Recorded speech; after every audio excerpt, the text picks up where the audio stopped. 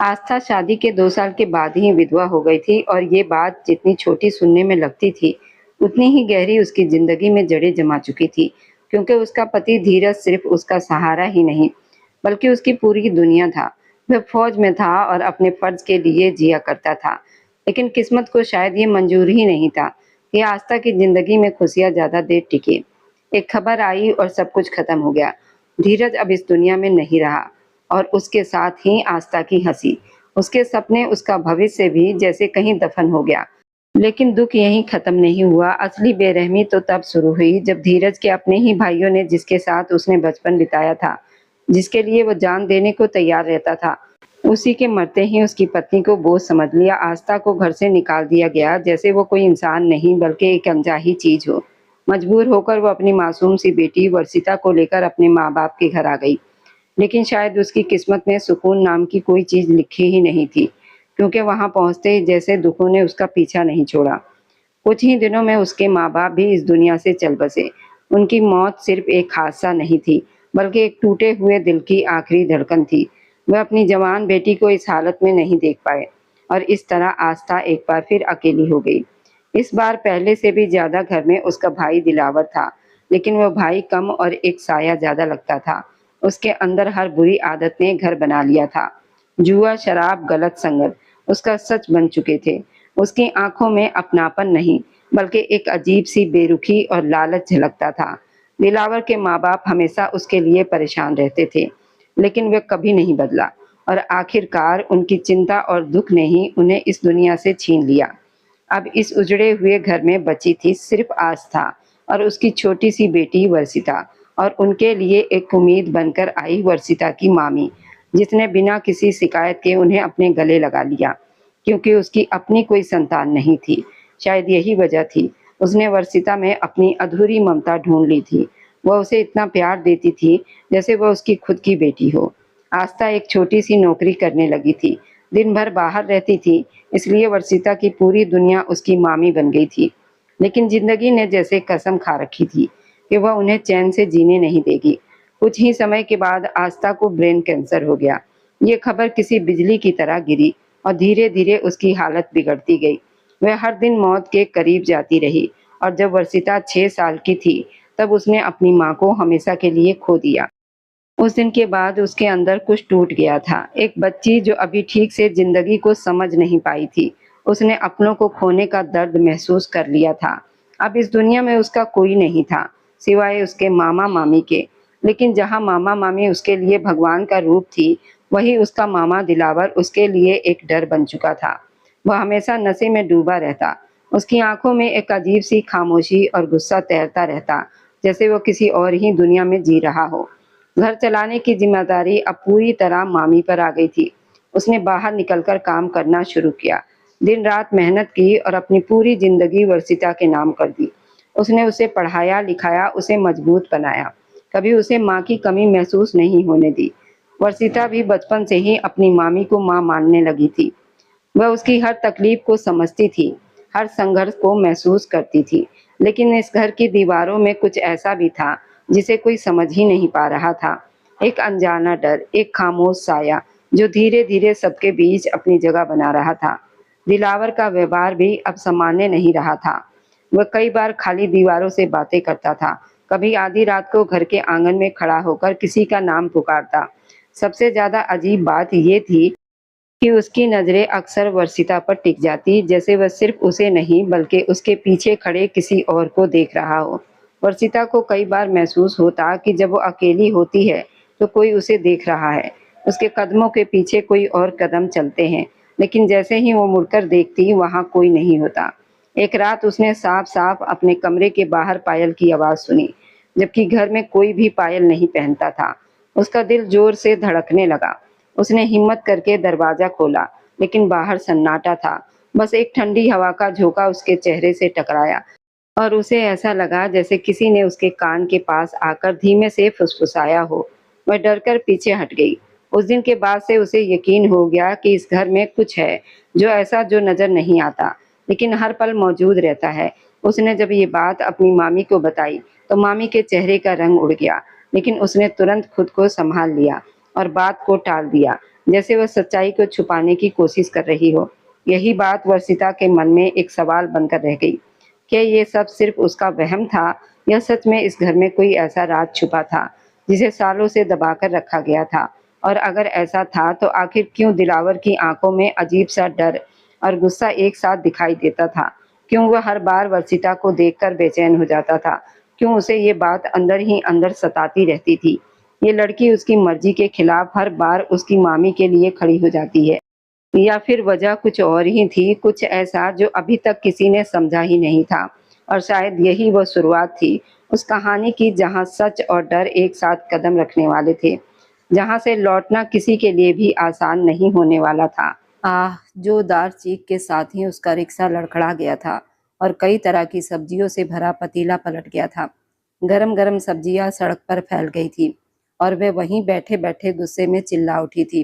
अरे वो बदतमीज आदमी, गाड़ी से उतरकर सामने आओ, अभी मुंह तोड़ दूंगी तुम्हारा। वह गुस्से से नीचे उतरी ही थी, कुछ दूर जाकर वो बड़ी कार अचानक झटके से रुक गई। वर्षिता की नजर नीचे गिरी सब्जियों पर पड़ी। उसकी आंखें भर आई। उसे अभी अभी पहली तनख्वाह मिली थी और उसी से उसने अनाथ आश्रम के बच्चों के लिए अलग अलग तरह की सब्जियां बनवाई थी, क्योंकि वह खुद भी बचपन में बिना माँ बाप की बड़ी हुई थी। उसे उसकी मामी तुलसी देवी ने अपने सीने से लगाकर पाला था, बहुत प्यार से उसे बड़ा किया था।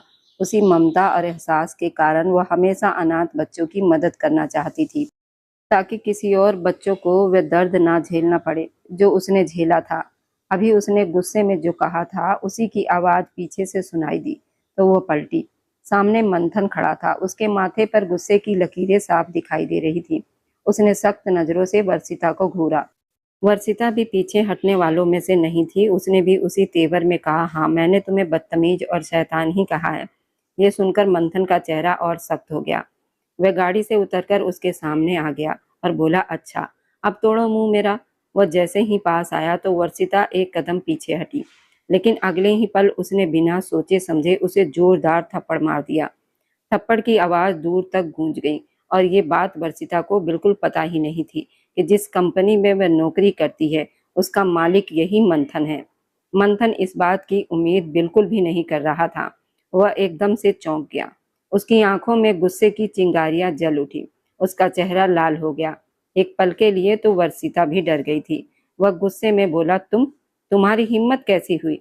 वह उस पर हाथ उठाने ही वाला था कि तभी उसकी नजर वर्षिता के हाथ पर पड़ी। उसका हाथ लाल हो गया था क्योंकि उस पर गरम गरम सालन गिरा था।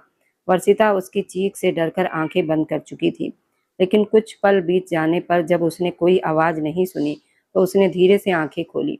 उसने देखा कि मंथन अपनी जेब से रुमाल निकाल रहा था और उसके पास आया और शांत स्वर में बोला, हाथ साफ कर लो। उसके चेहरे पर अब गुस्से की जगह अजीब सी शांति थी। कोई देखकर ये नहीं कह सकता था अभी अभी इसी लड़की ने उसे थप्पड़ मारा है। वर्षिता भी गुस्से में थी। उसने कहा कि तुम अपना मुंह साफ करो, मुझे तुमसे कोई बात ही नहीं करनी। देखो तुमने मेरा कितना नुकसान कर दिया है। वह गुस्से और दुख में बोल रही थी। मंथन ने सख्ती से कहा, मेरी बात सुनो लड़की, तुम्हारी जुबान बहुत चल रही है। ये तो बस थोड़ा सा सालन था, इसमें इतना बड़ा क्या हो गया? ये सुनकर वर्षिता और भड़क गई। उसने कहा, हाँ, तुम्हारे जैसे बड़ी गाड़ी वालों के लिए ये छोटी बात हो सकती है, लेकिन मेरे लिए ये बहुत बड़ा नुकसान है। तुम जानते भी हो ये सब मैं अनाथ बच्चों के लिए अपनी पहली तनख्वाह से लेकर जा रही थी। तुमने मेरी सारी मेहनत मिट्टी में मिला दी। वह बच्चे अब मेरा इंतजार कर रहे होंगे, अब वो क्या खाएंगे? ये कहते कहते उसकी आंखों से आंसू बहने लगे। उसकी सुंदर आंखों में आंसू देखकर मंथन कुछ पल के लिए चुप हो गया। वह हैरानी से बोला, तुम इतनी सी बात पर रो रही हो? उसने शायद उसकी बात ठीक से सुनी ही नहीं थी। वर्षिता ने गुस्से में कहा, तुम समझते क्यों नहीं हो? मैं तुम्हें बता रही हूँ कि ये खाना अनाथ बच्चों के लिए था और तुम इसे छोटी सी बात कह रहे हो। तुम जैसे अमीर लोग क्या जाने उन बच्चों की हालत, जो साल में एक बार त्योहार पर ही अच्छा खाना खा पाते हैं। न जाने क्यों भगवान तुम जैसे लोगों को इतना कुछ दे देता है कि तुम खुद को जमीन का भगवान समझने लगते हो। गुस्से में बोलते हुए वो वापस रिक्शे की तरफ चली गई। पूरे रिक्शे में सालन फैला हुआ था। उसे देखकर उसका दिल टूट गया और वो फिर से रोने लगी। तभी मंथन कुछ कहने के लिए आगे बढ़ा ही था कि उसके फोन पर कॉल आ गई। कॉल जरूरी थी इसलिए उसने फोन उठा लिया। उस बीच वर्षिता ने उदास मन से रिक्शे वाले को किराया दिया और दूसरे रिक्शे में बैठकर घर की तरफ निकल गई। उसकी आंखों में आंसू रुक ही नहीं रहे थे, क्योंकि वह खुद भी कभी अनाथ आश्रम में रही थी और वहां के बच्चों का दर्द समझती थी। उधर फोन खत्म करके जैसे ही मंथन मुड़ा तो वो वहां नहीं थी। केवल रिक्शा वाला कपड़े से रिक्शा साफ कर रहा था। मंथन जाने ही वाला था कि अचानक उसे वर्षिता की वही आंसुओं से भरी आंखें याद आ गई और वह खुद को रोक नहीं पाया। उसने रिक्शे वाले को आवाज दी, अरे सुनो, तुम उस मैडम के साथ खाना लेकर कहाँ जा रहे थे? रिक्शे वाला बोला, साहब, अनाथ आश्रम जा रहे थे। मंथन ने सिर हिलाया और कुछ पैसे निकालकर उसे दे दिए और वहां से निकल गया। साथ ही उसने अपने मैनेजर को फोन कर दिया। उधर वर्षिता इस बात से अनजान थी कि खाना अनाथ आश्रम तक पहुंच चुका है। वह रोती हुई घर पहुंची। जैसे ही वह अंदर गई, तुलसी देवी ने उसे देखकर हैरानी से पूछा, अरे वर्षिता, तुम इतनी जल्दी आ गई, क्या हुआ? वर्षिता उन्हें देखते ही भागकर गले लग गई और रोने लगी। तुलसी देवी घबरा गई। उन्होंने प्यार से उसका चेहरा उठाया और बोली, अरे बेटी, क्या हुआ? इधर देखो। वर्षिता रोते हुए बोली, मामी जी, मैं जो खाना लेकर गई थी वो रास्ते में गिर गया। उसने रोते हुए सारी बात बता दी। तुलसी देवी भी उदास हो गई, लेकिन उन्होंने उसे संभाला और कहा, अरे मेरी बच्ची, रोने से क्या होगा? शायद इसमें भगवान की कोई मर्जी हो। हम अगली तनख्वाह में से फिर से बच्चों के लिए खाना बना देंगे। ये सुनकर भी वर्षिता का दिल शांत नहीं हुआ। वह रात भर रोती रही। उसे बार बार वही ख्याल आता रहा। उसने बच्चों से किया वादा पूरा नहीं किया। रोते रोते कब उसकी आंख लग गई उसे पता ही नहीं चला। सुबह जब उसकी आंख खुली तो 8 बज चुके थे। वह जल्दी से उठी और ऑफिस जाने के लिए तैयारी करने लगी। अब उसे अगले महीने की तनख्वाह का बेसब्री से इंतजार था। मामी जी से आशीर्वाद लेकर वह ऑफिस के लिए निकल गई। ऑफिस पहुंचकर वह अपनी कुर्सी पर बैठ गई और काम करने लगी। उसने देखा कि आज ऑफिस में कुछ ज्यादा ही हलचल है। उसने पास बैठी सहकर्मी अनामिका से पूछा तो उसने बताया कि आज कंपनी के मालिक की मंगेतर आने वाली है, इसलिए इतनी तैयारी हो रही है। ये सुनकर वर्षिता हैरान हो गई। उसने मन ही मन में सोचा, वाह, अमीर लोगों के भी अलग ही शौक होते हैं। पत्नी के आने पर स्वागत तो सुना था, लेकिन मंगेतर के लिए इतनी तैयारी, ये तो कुछ ज्यादा ही है। वह फिर अपने काम में लग गई। थोड़ी देर के बाद ऑफिस के कुछ खास लोग फूलों के गुलदस्ता लेकर लिफ्ट की तरफ जाते हुए दिखाई दिए। वह अपनी जगह बैठी सब देख रही थी। तभी अनामिका ने कहा, अरे तुम भी चलो ना, देखते हैं सर की मंगेतर कैसी है, क्या वह सर के साथ अच्छी लगती है या नहीं। वर्षिता ने सिर हिलाते हुए कहा, नहीं, तुम जाओ, मैंने क्या देखना है? मैंने तो अभी तक सर को भी नहीं देखा है। मैं इनकी मंगेतर को देखकर क्या ही करूंगी। वह हल्की मुस्कान के साथ कहती हुई फिर से अपने काम में लगने ही वाली थी। तभी बाहर से अचानक शोर उठने लगा। आवाज इतनी तेज थी कि वह भी घबराकर खड़ी हो गई। सामने देखने लगी, जहां ऑफिस का चपरासी मुंह पर हाथ रखे खड़ा था। बात समझने में पता चले कि सर की मंगेतर ने उसके मुंह पर जोरदार थप्पड़ मार दिया है। अब उनकी ऊंची आवाजें सब तक साफ सुनाई दे रही थी। पागल आदमी, तुमने मेरा इतना कीमती कपड़ा खराब कर दिया। अब इस सुंदर लड़की की चीखती आवाज पूरे ऑफिस में गूंज रही थी। चपरासी दोनों हाथ जोड़कर बार बार कह रहा था, मैडम, मुझे माफ कर दीजिए, मुझसे गलती हो गई है, पता नहीं कैसे चाय गिर गई, प्लीज मुझे माफ कर दीजिए। लेकिन वह बिना उसकी माफी के परवाह किए गुस्से में बोले जा रही थी, पागल आदमी, तुमने मेरा इतना महंगा कपड़ा खराब कर दिया, अब तुम्हारी माफी का क्या करूं? दिल तो करता है एक और थप्पड़ मारूं इससे पहले कि वह दोबारा हाथ उठाती। तभी बीच में आती वर्षिता ने उसका हाथ पकड़ लिया। आसपास खड़े लोग ये देखकर हैरान रह गए। किसी को समझ नहीं आया कि वर्षिता इतनी जल्दी कैसे आगे बढ़कर उसका हाथ पकड़ चुकी थी। वर्षिता ने शांत लेकिन मजबूत आवाज में कहा, मानती हूँ कि आप इस कंपनी के मालकिन की मंगेतर है, आप बहुत अमीर हैं, लेकिन आपको ये हक नहीं कि आप इन्हें सबके सामने अपमानित करें। ये सुनते ही वह लड़की गुस्से से बोली, तुम्हारा दिमाग ठीक है लड़की? अब तुम मुझे सिखाओगी कि मुझे क्या करना चाहिए? इसने चाय गिराकर मेरा पूरा कपड़ा खराब कर दिया है। तुम जानती हो इस कपड़े की कीमत क्या है? तुम और ये दोनों मिलाकर भी अपनी सैलरी जोड़ लेते तो भी ये कपड़ा नहीं खरीद सकते। वर्षिता ने बिना डरे जवाब दिया, हो सकता है, आप सही कह रही हो, आप बहुत अमीर हैं इसलिए महंगे कपड़े पहनती होंगी, लेकिन ये इंसान है, गलती हो जाती है। या आपसे बराबर हाथ जोड़कर माफी भी मांग रहा है, फिर भी आप इन्हें अपमानित कर रही हैं। वह लड़की गुस्से में बोली, चुप हो जाओ और यहाँ से चली जाओ, नहीं तो मैं तुम दोनों को अभी नौकरी से निकलवा दूंगी। इतना कहकर वह अपनी ऊंची एड़ी की आवाज के साथ वहां से चली गई। कुछ लोग उसके पीछे चले गए और कुछ लोग वर्षिता और चपरासी को बुरी नजरों से देखने लगे। तभी राधिका पास आकर बोली, यार वर्षिता, तुम्हें ऐसा नहीं करना चाहिए था। तुम नहीं जानती वो क्या कर सकती है। अगर ये बात सर तक पहुंच गई तो न जाने क्या होगा। वर्षिता ने गहरी सांस लेकर कहा, क्या होगा राधिका, ज्यादा से ज्यादा मुझे नौकरी से निकाल देंगे, लेकिन मैं किसी के साथ गलत होते नहीं देख सकती। बस एक कप चाय ही तो गिरी थी। ये कहकर वह अपनी सीट पर वापस आ गई, लेकिन अंदर से वो बहुत डर गई थी, क्योंकि वह इस समय अपनी नौकरी खो नहीं सकती थी। तभी उसके फोन पर मामी जी का संदेश आया, जिसमें लिखा था, घर आते समय बाजार से कुछ सामान लेकर आना, और उसके साथ कुछ पैसे भी भेज दिए गए थे। उसने जवाब में ठीक है लिख दिया और चिंता में अपने नाखून चबाने लगी। पूरा दिन वो इसी डर में रही, कहीं उसे बुलाकर डांट ना दिया जाए। लेकिन कुछ नहीं हुआ। शाम को छुट्टी होते ही वो ऑफिस से बाहर निकली, रिक्शा लिया, रास्ते में एटीएम से पैसे निकाले और बैग में रखकर मॉल पहुंच गई।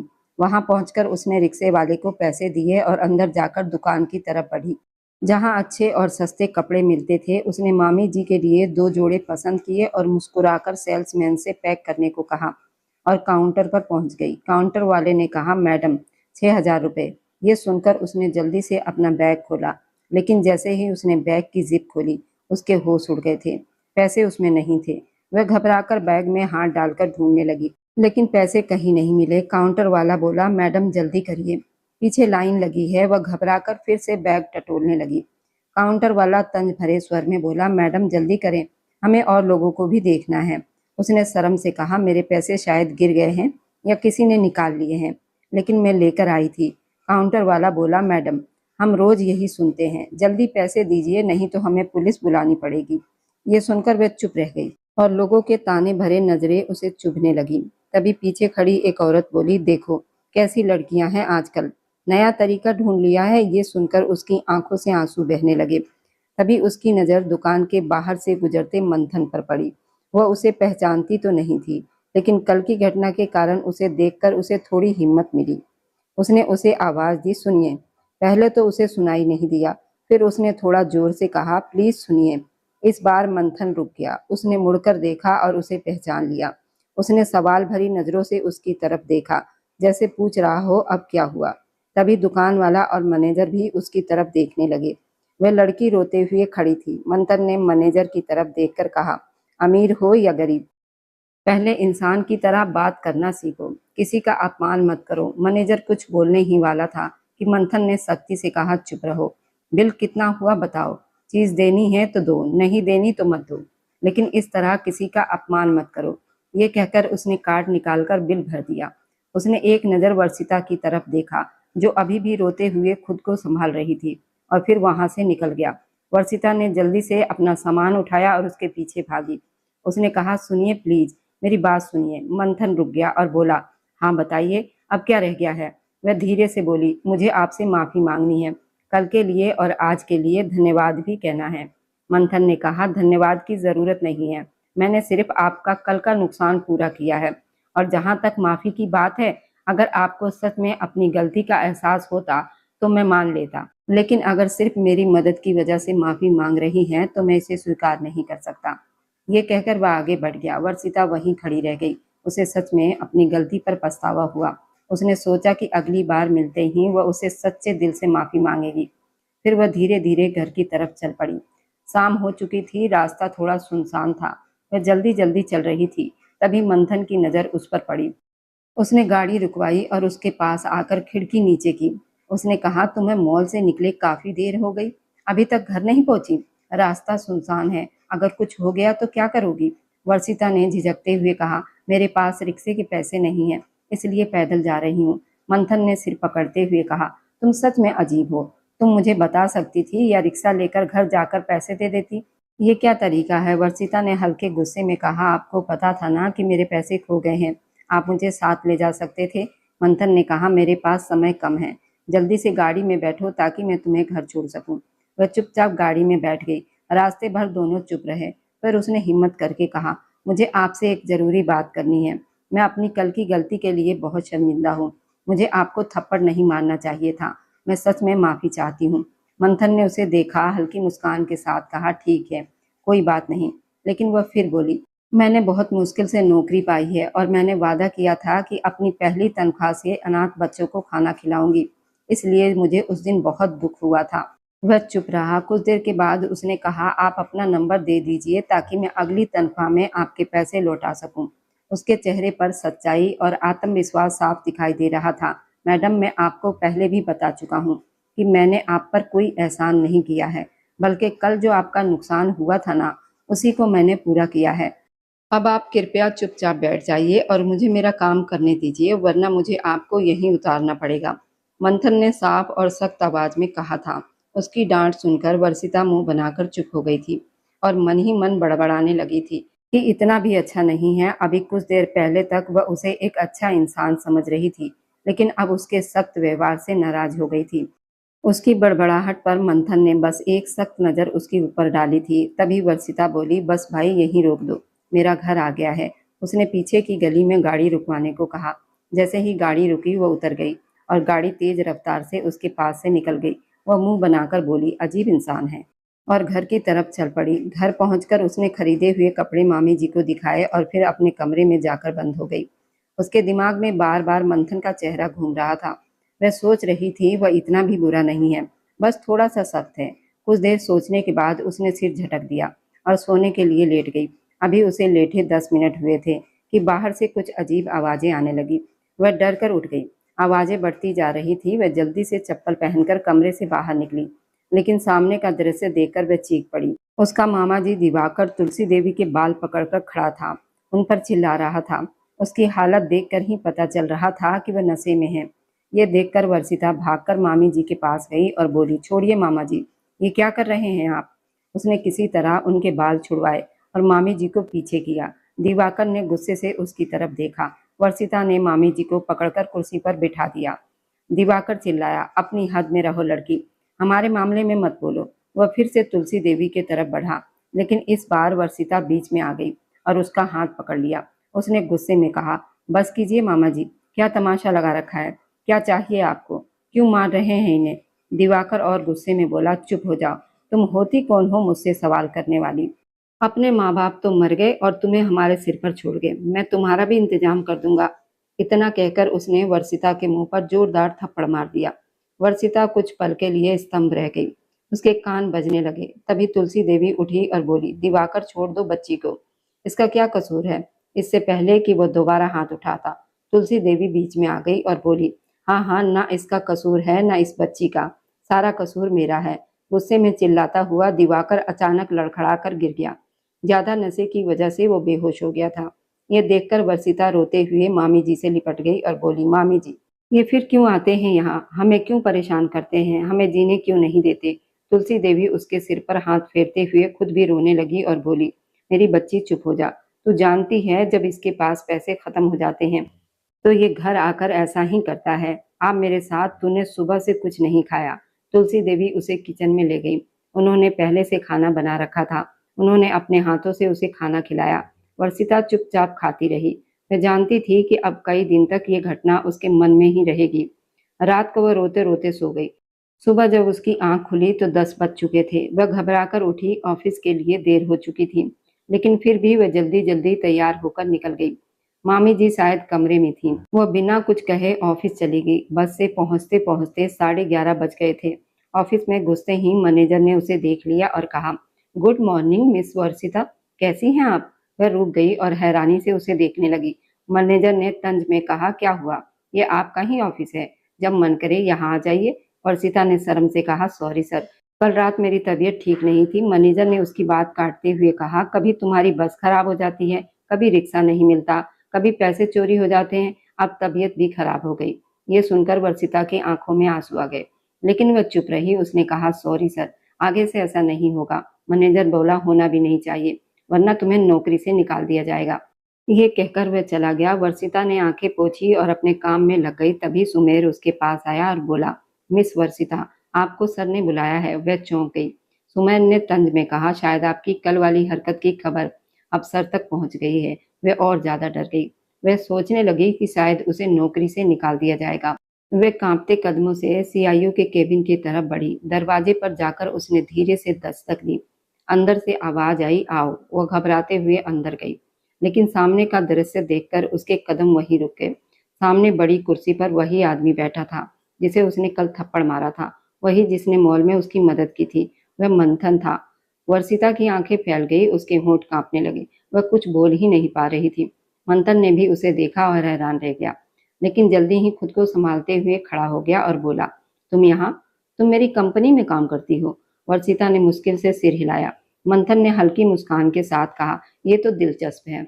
कल तक मैं तुम्हें जानता भी नहीं था। तुमने मुझे थप्पड़ मारा, आज तुम मेरी कंपनी में काम करती हो और मेरी मंगेतर को भी तुमने सबके सामने रोका। वर्षिता घबरा गई और बोली, सर मुझे नहीं पता था आप मेरे मालिक हैं। जो भी हुआ वो गलती से हुआ। मंथन ने भौहें उठाकर कहा, तुमने क्या किया था कल? तुमने मुझे गाली दी, थप्पड़ मारा, आज मेरी कंपनी में काम कर रही हो। वर्षिता को लगा जैसे जमीन खिसक गई हो। वह डर गई, उसके चेहरे पर डर साफ दिख रहा था। उसने कहा, सर मैं माफी मांग चुकी हूँ। मंथन ने कहा, ठीक है, वो बात मान लेते हैं, लेकिन मेरी मंगेतर के साथ जो तुमने किया उसका क्या? वह कुर्सी पर बैठ गया। वर्षिता का दिल जोर जोर से धड़कने लगा। वह डरते हुए बोली, सर उन्होंने चपरासी को कल थप्पड़ मारा था, मैं बस उसे बचाने की कोशिश कर रही थी। सिर्फ एक कप चाय गिरी थी। इतनी छोटी सी बात पर किसी की बेइज्जती करना ठीक नहीं है। वर्षिता ने हिम्मत करके कहा। तो मंथन ने आंखें थोड़ी सिकुड़ते हुए पूछा, तो तुमने मेरी मंगेतर का हाथ पकड़ लिया और उसे बदतमीज भी कहा? और कुछ दिन पहले तुम मेरे साथ भी यही सब कर चुकी हो, सिर्फ एक सालन गिरने पर। उसकी आखिरी बात सुनते ही वर्षिता की नजरें झुक गई। उसने धीमे स्वर में कहा, सॉरी सर, मैं मानती हूँ उस दिन भी मुझसे गलती हो गई थी। उसके लिए मैं कई बार माफी मांग चुकी हूँ, लेकिन कल वाली बात में मेरी गलती नहीं थी। फिर भी अगर आपको लगता है तो मैं माफी मांग लेती हूँ। आप कहेंगे तो आपकी मंगेतर से भी माफी मांग लूंगी। बस प्लीज मुझे नौकरी से मत निकालिए। उसकी आवाज में डर साफ झलक रहा था, क्योंकि वह अब अपनी नौकरी खोने से बहुत डर रही थी। मंथन ने शांत स्वर में कहा, तुम्हें किसने कहा कि मैं तुम्हें नौकरी से निकाल रहा हूँ? मैं अपनी निजी बातों के कारण किसी को नौकरी से नहीं निकालता, लेकिन आगे से अपना ध्यान अपने काम पर रखो। किसी को सीख देने की जरूरत नहीं है। कोशिश करो कि आगे तुम्हारी शिकायत ना आए। इतना कहकर वह अपने लैपटॉप में लग गया। वर्षिता कुछ पल वहीं खड़ी उसे देखती रही, फिर धीमे से बोली, सर मैं जाऊं? उसने बिना देखे सिर हिला दिया।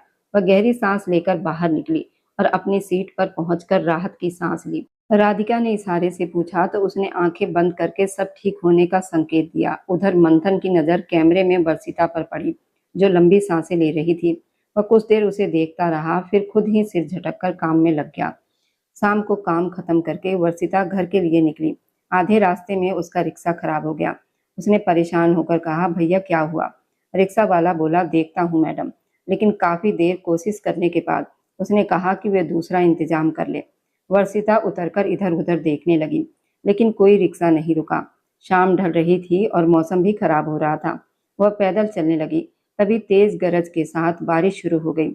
वह घबरा गई और जल्दी जल्दी चलने लगी, क्योंकि उसके पास छाता भी तो नहीं था। तभी एक गाड़ी उसके पास आकर रुकी। उसने देखा तो मंथन गाड़ी से उतरकर उसकी तरफ आ रहा था। उसने कहा, आइए मैं आपको घर छोड़ देता हूँ। उसकी आवाज आज बहुत नरम थी। वर्षिता उसे देखती रह गई। इससे पहले कि वो मना करती, मंथन ने उसका हाथ पकड़कर उसे गाड़ी तक ले आया और कहा, बैठिए, नहीं तो आप बीमार हो जाएंगी। वह चुपचाप गाड़ी में बैठ गई। आज वह बिल्कुल शांत थी। दोनों के बीच कोई बात नहीं हुई। तभी उसे छींक आने लगी। लगातार छींकते देखकर मंथन ने गाड़ी एक चाय की दुकान पर रुकवाई और खुद बारिश में उतरकर चाय लेकर आया। उसने कप वर्षिता की तरफ बढ़ाया तो वह हैरान रह गई। उसने पूछा, ये मेरे लिए? मंथन ने हल्की मुस्कान के साथ कहा, जी आपके लिए। उसने चुपचाप चाय ली और धन्यवाद कहा। कुछ देर के बाद उसने कहा, मुझे आगे गली में उतार दीजिए। गाड़ी उसके बताए स्थान पर रुकी और वह जल्दी से उतर गई, क्योंकि वह नहीं चाहती थी कोई उसे उस गाड़ी से उतरते देखे। मंथन ने बाहर झांक कर देखा। इलाका बहुत साधारण था। वह बिना कुछ कहे चली गई। वह भी चुप रहा। उधर वर्षिता भीगती हुई घर पहुंची, लेकिन जैसे ही अंदर गई उसका दिल दहल गया। उसका मामा जी दिवाकर अपने कुछ गलत साथियों के साथ घर के आंगन में बैठा था। बारिश में भी वे लोग वहीं बैठे थे। तभी उनमें से एक आदमी ने वर्षिता को देखा और बोला, लो आ गई लड़की, जल्दी पंडित जी को बुला, आज इसकी शादी करते हैं।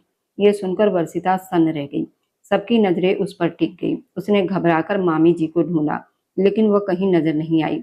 तभी दिवाकर उसके पास आया और उसका हाथ पकड़कर अंदर खींचने लगा। चल जल्दी कपड़े बदल, आज तेरी शादी मेरे दोस्तों से होगी। वर्षिता गुस्से में चिल्लाई, क्या कह रहे हैं आप? ऐसा कभी नहीं होगा। आपका दिमाग खराब हो गया है क्या? उसने झटके से अपना हाथ छुड़ा लिया और उसके सामने डटकर खड़ी हो गई। मैं बकवास नहीं कर रहा, मैं सच कह रहा हूँ। मामा जी की आंखों में लालच और नशे की आग साफ दिख रही थी। वर्षिता डर और गुस्से के बीच झूलती हुई चिल्लाई, मामी जी आप कहाँ हैं? बाहर आइए। उसकी आवाज कांप रही थी, लेकिन हिम्मत अब भी जिंदा थी। तभी दिवाकर ने गुस्से में आकर उसके चेहरे पर जोरदार थप्पड़ मार दिया। उसका चेहरा एक तरफ झटक गया, आंखों के आगे अंधेरा छा गया। दिवाकर दहाड़ा, मैंने तेरी मामी जी को मार दिया है। अगर तूने शादी के लिए हाँ नहीं की तो तेरा भी यही हाल करूंगा। वह उसका हाथ कसकर पकड़कर उसे अंदर की तरफ घसीटने लगा, लेकिन इस बार वर्षिता डरने वाली नहीं थी। उसने पूरी ताकत जुटाकर दिवाकर के नाक पर जोरदार मुक्का मारा। अचानक हुए इस वार से दिवाकर लड़खड़ा गया और नाक पकड़कर चीख उठा। वर्षिता ने मौका देखकर खुद को छुड़ाया और जान बचाकर बाहर की तरफ भागी। पीछे से दिवाकर चिल्लाया, पकड़ो इसे, भागने न पाए। उसके नशेड़ी दोस्त भी उसके पीछे दौड़ पड़े। वर्षिता बिना पीछे देखे दौड़ती जा रही थी। दिल इतनी तेज धड़क रहा था जैसे सीने से बाहर निकल जाएगा। सड़क पर पहुंचते ही उसकी नजर सामने खड़ी गाड़ी पर पड़ी।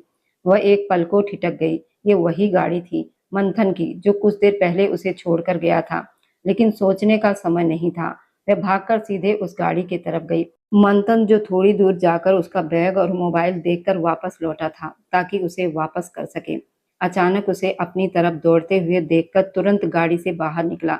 वर्षिता, क्या हुआ? वह घबराकर बोला, लेकिन जवाब देने के बजाय वर्षिता ने उसका हाथ कसकर पकड़ लिया। उसकी आंखों से आंसू रुकने का नाम ही नहीं ले रहे थे। प्लीज, मैं आपको बस बताऊंगी, बस जल्दी चलिए। वे लोग मेरे पीछे पड़े हैं, वो मुझे मार देंगे। उसकी आवाज टूट रही थी। मंथन ने एक पल भी देर नहीं की, तुरंत उसे गाड़ी में बिठाया और ड्राइवर से गाड़ी तेज चलाने को कहा।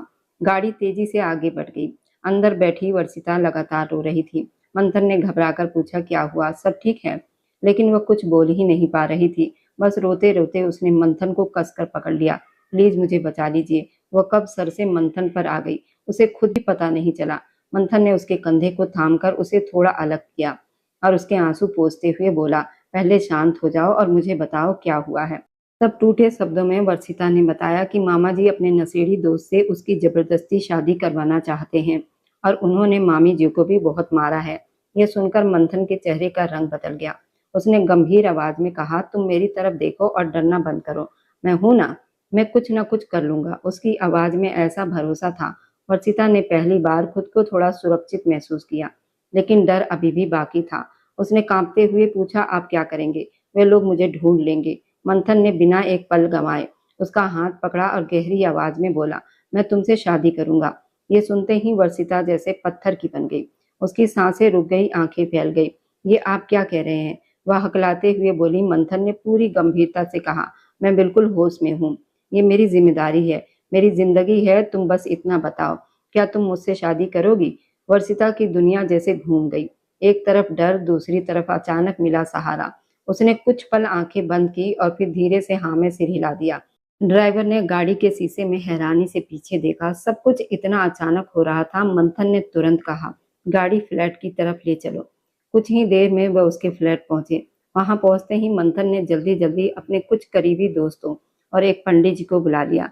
बिना किसी शोर शराबे के सादे तरीके से हिंदू रीति रिवाज के अनुसार भगवान के सामने अग्नि को साक्षी मानकर 7 फेरे लिए गए। मंथन ने वर्षिता की मांग में सिंदूर भरा, गले में मंगलसूत्र पहनाया और इस तरह कुछ ही घंटों में वर्षिता की जिंदगी पूरी तरह बदल गई। जो सुबह तक एक डरी हुई लड़की थी, शाम होते होते किसी की पत्नी बन चुकी थी। अब वो कमरे में बैठी थी, लाल साड़ी में, माथे पर सिंदूर, हाथों में चूड़ियां, लेकिन आंखों में अब भी हैरानी और सवाल थे। दूसरी तरफ मंथन भी कम हैरान नहीं था। उसने खुद भी नहीं सोचा था वह एक लड़की की आंखों में आंसू देखकर इतना बड़ा फैसला ले लेगा। लेकिन कहीं न कहीं उसे सुकून था कि उसने सही किया है और शायद पहली बार उसे लगा कि उसकी जिंदगी में कुछ बदलने वाला है। जब वो बाहर का काम खत्म करके कमरे में आया तो दरवाजा खोलते ही उसकी नजर अपनी पत्नी वर्षिता पर पड़ी, जो पैर मोड़कर जमीन पर बैठी गहरी सोच में डूबी हुई थी। आहट होते ही उसने सिर उठाकर देखा, सामने मंथन खड़ा था। उसे देखते ही वर्षिता ने झट से नजरें झुका ली। उसके चेहरे पर हल्की लाली छा गई। मंथन की नजरों की गर्माहट जैसे उसे और बेचैन कर रही थी। वह धीरे धीरे कदम बढ़ाता हुआ उसके पास आया और उसके सामने घुटनों के बल बैठ गया। वर्षिता सिमट गई। मंथन ने बहुत हल्के से उसकी ठुड्डी ऊपर उठाई और उसकी आंखों में देखकर धीमी और सुकून भरी आवाज में कहा, वर्षिता, तुम जानती हो, मैंने अपनी जिंदगी में कभी इतना बड़ा फैसला इतने अचानक नहीं लिया। लेकिन जब तुमने मेरी तरफ देखा था, जब तुमने मुझे पकड़कर कहा था मुझे बचा लो, तो उस पल मेरे दिल में बस एक ही बात आई कि मैं तुम्हें अपनी पत्नी बना लूं और तुम्हें हमेशा के लिए सुरक्षित कर दूं। वह बहुत सादे शब्दों में अपने दिल की बात कह रहा था। ये सुनकर वर्षिता की आंखें भर आई, लेकिन जैसे ही वो कुछ बोलने लगी, मंथन ने तुरंत उसके होठों पर उंगली रखकर कहा, नहीं, इन्हीं आंखों के आंसुओं ने तो मुझे मजबूर किया है तुम्हें अपना बनाने के लिए। इतना कहकर उसने बहुत प्यार से उसकी आंखों को कोनों को अपने होठों से छुआ, तो वर्षिता की धड़कनें तेज हो गई। उसके लिए ये सब बहुत नया था। वह शर्म से झुक गई। मंथन मुस्कुराया और थोड़ा और करीब आकर बोला, मैं जानता हूँ ये सब बहुत अचानक हुआ है, जितना तुम्हारे लिए उतना ही मेरे लिए भी, लेकिन मैंने तुम्हें दिल से स्वीकार किया है। ये सुनकर वर्षिता ने हल्के से कहा, मगर आपकी मंगेतर? ये सुनते ही मंथन ने गहरी सांस ली और बोला, वह रिश्ता मेरे माता पिता की इच्छा से तय हुआ था, मेरी अपनी इच्छा नहीं थी। और आज मैंने अपनी इच्छा से अपनी जिंदगी का सबसे बड़ा फैसला लिया है और मुझे पूरा भरोसा है मेरे माता पिता इस फैसले से खुश होंगे। उसकी बातों में इतना भरोसा, अपनापन था कि वर्षिता के दिल का डर धीरे धीरे खत्म होने लगा। लेकिन अचानक उसे मामा जी और मामी जी की याद आई और उसकी आंखों से फिर से आंसू बहने लगे। वह रोते हुए बोली, मामा जी और मामी जी। मंथन ने तुरंत उसके आंसू पोंछे, उसे अपने पास खींचते हुए कहा, अब तुम अकेली नहीं हो, आज से तुम मेरी जिम्मेदारी हो और मैं अपनी जिम्मेदारी से कभी पीछे नहीं हटता। तुम्हारे मामा जी को मैं कानून के हवाले कर दूंगा, अब तुम बस चैन से रहो, मुझे एक दिन के दूल्हे को रो रो कर परेशान मत करो। उसकी इस हल्की मजाक भरी बात पर वर्षिता आंसुओं के बीच हल्का सा मुस्कुरा दी। उसकी ये मुस्कान ऐसी थी जैसे बादलों के बीच से धूप निकल आई हो। मंथन उसे बस देखता ही रह गया। वर्षिता ने धीमे से कहा, मैं सच में आपका बहुत धन्यवाद करती हूँ। आपने मेरी इज्जत बचाई, मुझे उस बुरे इंसान से बचा लिया। मंथन ने प्यार से उसके माथे को छुआ और बोला, नहीं वर्षिता, ये सब भगवान की इच्छा थी, हमें मिलना ही था, तभी ये सब हुआ है। उसकी बातों में इतना सच्चा प्यार था कि वर्षिता का दिल पूरी तरह शांत हो गया। वह उसके सीने से लग गई और धीरे धीरे उसकी झिझक भी कम होने लगी। उस रात दोनों के बीच एक नया रिश्ता धीरे धीरे गहराता गया। वर्षिता पूरी रात उस नए एहसास में डूबी रही। सुबह सूरज की हल्की किरणें जब कमरे में आई तो उसकी आंख खुली। उसने अपने पास देखा तो मंथन वहां नहीं था। वह हल्की मुस्कान के साथ पिछली रात की बातें याद करके शर्माने लगी। तभी बाहर से कुछ अजीब सी आवाजें आई। वो घबराकर जल्दी से उठ बैठी। इस समय वह मंथन की ढीली शर्ट पहने हुए थी। दिल तेजी से धड़क रहा था। उसने धीरे से दरवाजा खोला तो सामने दो अनजान चेहरे खड़े थे। उन्हें देखकर वह हैरान रह गई। तभी उनमें से एक औरत तीखी आवाज में बोली, अच्छा तो यहाँ ये सब चल रहा है। और वह औरत थी रत्ना देवी। दरवाजे पर खड़ी वर्षिता को देखते ही सामने खड़ी रत्ना देवी ऊंची आवाज में बोली तो वर्षिता एकदम डर गई। उसके चेहरे का रंग उड़ गया। तभी उनकी आवाज सुनकर मंथन का ध्यान उधर गया और वह तुरंत उसके पास आकर खड़ा हो गया। वर्षिता घबराकर धीमी आवाज में बोली, ये कौन है? मंथन ने बहुत सहज अंदाज में कहा, घबराओ मत, ये मेरी माँ है। ये सुनकर वह थोड़ी हैरान हुई थी कि रत्ना देवी मुस्कुराते हुए उसके पास आई और बोली, नाराज तो हम हैं, लेकिन तुमसे नहीं, इस नालायक से। अगर ये हमें रात में ही बता देता तो हम भी तुम्हारे साथ होते। उनके इस नरम व्यवहार से वर्षिता और भी हैरान हो गई। वह कुछ कहना चाहती थी मगर हकलाकर रह गई। तभी रत्ना देवी ने उसके सिर पर हाथ फेरते हुए कहा, मेरी बच्ची, तुम बिल्कुल परेशान मत हो। हम वैसे माँ बाप नहीं जो अपने बच्चों की खुशी के खिलाफ जाए। हमें अपने बेटे की खुशी सबसे प्यारी है। तभी मंथन के पिता प्रेमराज साहब भी आगे आए और प्यार से उसके सिर पर हाथ रखते हुए बोले, अब तुम हमारी बेटी हो। उनके इस अपनापन भरे व्यवहार से वर्षिता की आंखें नम हो गई, लेकिन इस बार वह खुशी के आंसू थे। उसने मुस्कुराकर मंथन की तरफ देखा तो वो माँ से नजर बचाकर उसे आंख मार गया। ये देखकर वर्षिता के गाल फिर से लाल हो गए। मंथन ने माहौल हल्का करते हुए कहा, चलिए अब सब लोग नाश्ता करते हैं। नाश्ते के दौरान भी मंथन की नजरें बार बार उसी पर टिक जाती थी और वह शर्म से नजरें झुका लेती थी। थोड़ी देर के बाद रत्ना देवी और प्रेमराज साहब ने उसे प्यार से समझाते हुए कहा कि शाम तक वह दोनों उनके घर जरूर आए। इतना कहकर वह वहां से चले गए। उनके जाते ही मंथन ने वर्षिता से कहा कि वह तैयार हो जाए। रत्ना देवी पहले ही उसके लिए नए कपड़े भेज चुकी थी। कपड़े देखकर वर्षिता के चेहरे पर हल्की मुस्कान आ गई, क्योंकि उसे महसूस हुआ मंथन उसकी हर छोटी बड़ी बात का ध्यान रखता है। वह तैयार होकर आईने के सामने खड़ी खुद को देख रही थी। उसने हल्के लाल रंग का सुंदर घेर वाला सूट पहना था। उनमें वो बेहद खूबसूरत लग रही थी। तभी मंथन फोन पर बात करता हुआ कमरे में आया और उसे देखते ही जैसे उसके कदम रुक गए। वह कुछ पल उसे देखता ही रह गया, फिर धीरे धीरे उसके पास आया और बिना कुछ कहे उसके माथे को चूम लिया। वर्षिता शर्म से झुक गई। मंथन मुस्कुराते हुए बोला, ऐसे ही शर्माती रहो, तुम्हारी यही अदा मुझे बहुत अच्छी लगती है। ये सुनकर वह और भी शर्मा गई और धीरे से उसके सीने से लग गई। मंथन ने उसे संभालते हुए कहा, मैंने अपने एक दोस्त से बात कर ली है जो पुलिस में है। तुम्हारे मामा जी अब पुलिस की हिरासत में हैं। ये सुनकर वर्षिता चौंक गई और हैरानी से बोली, सच में? मंथन ने सिर हिलाकर कहा, हाँ बिल्कुल, ये सब कल ही हो गया था, लेकिन मैं तुम्हें पहले शादी के बारे में बताना चाहता था, इसीलिए रुका रहा। उसकी बात सुनकर वर्षिता के चेहरे पर राहत साफ दिख रही थी। फिर अचानक उसे मामी जी की याद आई और वह घबराकर बोली, मामी जी, वह ठीक है ना? मंथन ने उसे ढाढ़स देते हुए कहा, हाँ वह जिंदा है, अस्पताल में है। जब तुम्हारे मामा जी वहां से भागे तो पड़ोसियों ने उन्हें अस्पताल पहुंचा दिया था। अब वो खतरे से बाहर है। ये सुनते ही वर्षिता की आंखों में खुशी के आंसू आ गए और वह कांपती आवाज में बोली, मुझे उनसे मिलना है। मंथन ने मुस्कुराकर कहा, जरूर चलेंगे, लेकिन एक शर्त है। वर्षिता ने घबराकर पूछा, कैसी शर्त? मंथन ने उसके आंसू पोंछते हुए कहा, अब मैं तुम्हारी आंखों में आंसू नहीं देखना चाहता। ये कहते हुए उसने फिर से उसकी आंखों को प्यार से छू लिया। वर्षिता उसकी बात समझ गई और हल्की मुस्कान के साथ उसके सीने से सिर टिकाकर खड़ी हो गई। अब उसके दिल में डर की जगह सुकून और अपनापन बस चुका था। मंथन और वर्षिता की शादी को अब कुछ समय बीत चुका था और उनकी जिंदगी में एक मीठा सा सुकून बस गया था। सुबह की शुरुआत अक्सर मंथन की हल्की सी मुस्कान और वर्षिता के माथे पर रखे उसके प्यार भरे स्पर्श से होती थी। वर्षिता जब रसोई में जाती तो मंथन पीछे से आकर उसे बाहों में भर लेता और कहता कि उसे उसकी बनाई चाय से ज्यादा उसकी मुस्कान पसंद है। दोनों की छोटी छोटी नोक झोंक भी उनके प्यार को और गहरा कर देती थी। कभी मंथन जानबूझकर उसे चिढ़ाता, कभी वर्षिता नाराज होने का नाटक करती, फिर खुद ही उसकी बातों में पिघल जाती। शाम को दोनों साथ बैठकर दिन भर की बातें करते, कभी बालकनी में खड़े होकर बारिश देखते तो कभी बिना किसी वजह के हंसते रहते। मंथन उसे हर पल एक एहसास दिलाता कि अब उसे किसी डर में जीने की जरूरत नहीं है। उसके अतीत के सारे जख्म अब उसके साथ मिलकर धीरे धीरे भर रहे थे। रात को जब वर्षिता उसके कंधे पर सिर रखकर आंखें बंद करती तो उसे लगता कि आखिरकार उसे अपना घर मिल गया है। एक ऐसा घर जहाँ सिर्फ प्यार है, सुरक्षा है और अपनापन है। लेकिन कई बार इस सुकून भरी जिंदगी के बीच वर्षिता का मन अचानक अतीत की गलियों में भटक जाता। वह खामोश होकर सोचने लगती, उसकी जिंदगी कितने दर्द से गुजरकर यहाँ तक पहुंची है। और तभी उसके मन में अपनी माँ आस्था देवी की कहानी फिर से जाग उठती थी। आस्था देवी शादी के 2 साल के बाद विधवा हो गई थी और ये बात जितनी छोटी सुनने में लगती थी उतनी ही गहरी उसकी जिंदगी में जड़ें जमा चुकी थी। क्योंकि उसका पति धीरज सिर्फ उसका सहारा नहीं बल्कि उसकी पूरी दुनिया था। वह फौज में था और अपने कर्तव्य के लिए जीता था, लेकिन किस्मत को शायद ये मंजूर ही नहीं था आस्था की जिंदगी में खुशियां ज्यादा देर टिके। ये खबर आई और सब कुछ खत्म हो गया। धीरज अब इस दुनिया में नहीं रहा और उसके साथ ही आस्था की हंसी, उसके सपने, उसका भविष्य भी जैसे कहीं दफन हो गया। लेकिन दुख यहीं खत्म नहीं हुआ।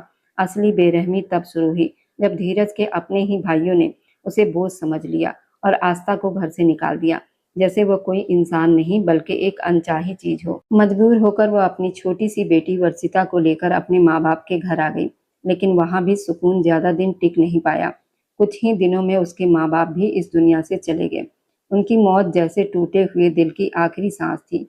वह अपनी बेटी का दर्द सह नहीं पाए और इस तरह आस्था एक बार फिर अकेली हो गई। घर में उसका भाई दिलावर था, लेकिन वो भाई कम, एक डर ज्यादा बन चुका था। उसके अंदर बुरी आदतें घर कर चुकी थी। जुआ, शराब, गलत संगत उसकी जिंदगी बन गई थी। उसकी आंखों में अपनापन नहीं बल्कि एक अजीब सा लालच और बेरुखी दिखाई देती थी। अब इस टूटे हुए घर में आस्था और उसकी छोटी सी बेटी वर्षिता रह गई थी और उनके लिए एक उम्मीद बनकर आई वर्षिता की मामी, जिसने बिना किसी शिकायत के उन्हें अपना लिया। क्योंकि उसकी अपनी कोई संतान नहीं थी, उसने वर्षिता को अपने दिल से लगा लिया, उसे अपनी बेटी की तरह पाला। आस्था एक छोटी सी नौकरी करने लगी थी, लेकिन कुछ ही समय के बाद उसे ब्रेन कैंसर हो गया। ये खबर जैसे बिजली बनकर गिरी। धीरे धीरे उसकी हालत बिगड़ती गई और जब वर्षिता सिर्फ 6 साल की थी तब उसने अपने माँ को हमेशा के लिए खो दिया। उस दिन के बाद वर्षिता के अंदर कुछ टूट गया था। अब उसके पास सिर्फ मामा और मामी ही थे, लेकिन जहाँ मामी उसके लिए भगवान का रूप थी, वहीं मामा दिलावर उसके लिए एक डर बन चुका था। उसका व्यवहार अजीब होता जा रहा था। वह कभी खाली दीवारों से बात करता, कभी आधी रात को आंगन में खड़ा होकर किसी का नाम पुकारता।